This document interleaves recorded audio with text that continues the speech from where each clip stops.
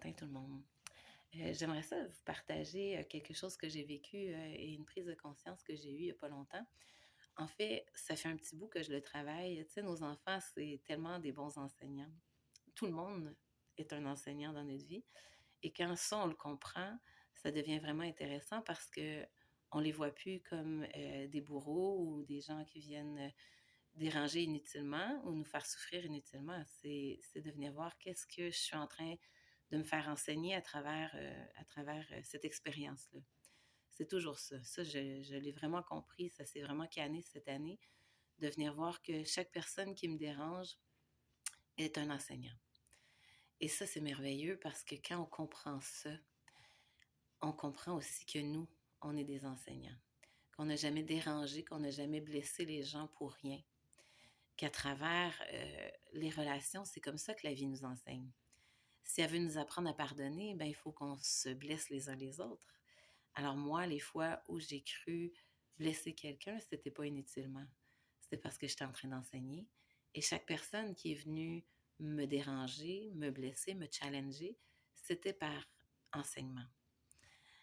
Alors je suis retournée voir les enseignements que j'avais pas vus dans le passé et ça m'a permis vraiment de libérer quelque chose, d'arrêter de voir des gens comme étant, des bourreaux et d'arrêter de me voir comme bourreau. Et dernièrement, ma fille, qui vit, du rejet face, à des amitiés à l'école, mais même à la maison des fois, parce qu'elle vient chercher le maximum toujours et qu'elle a de la difficulté à accepter quand on met nos limites, heu, elle va elle-même se placer dans des situations où elle vit du rejet. Et dans une altercation qu'il y a eu dernièrement, que moi, je lui ai fait vivre un sentiment de rejet et je trouvais ça très triste et j'ai essayé de retourner jaser avec elle. Puis, elle voulait pas en parler et elle vivait son émotion toute seule. Et je suis allée m'asseoir avec ça. Qu'est-ce que je dois faire? Est-ce qu'il y a quelque chose à faire?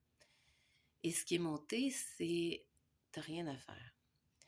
Flavie est venue apprendre à travers la blessure de rejet et tu peux rien y faire».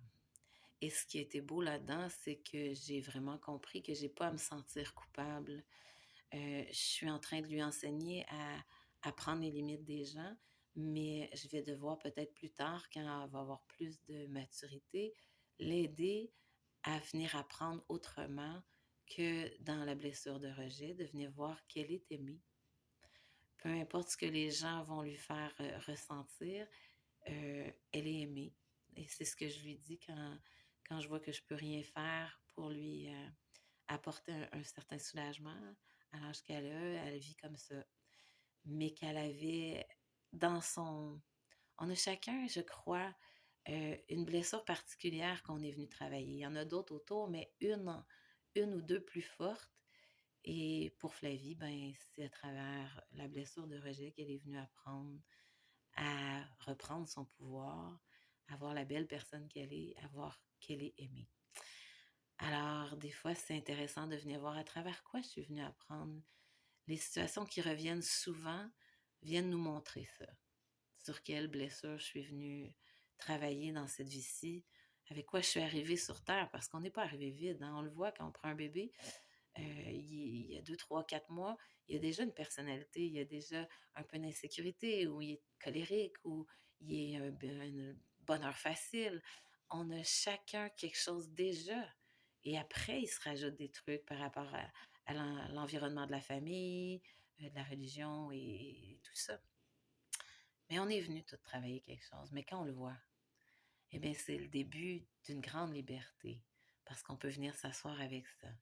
Alors, s'asseoir avec ça, pour moi, c'est venir observer, accueillir cette émotion-là, cette blessure-là, et venir apprendre à la rassurer, à dire est-ce que c'est vraiment vrai et comment on peut essayer de marcher ensemble. Alors, si vous avez des questions, vous pouvez toujours m'écrire en privé et là-dessus, je vous souhaite une bonne semaine.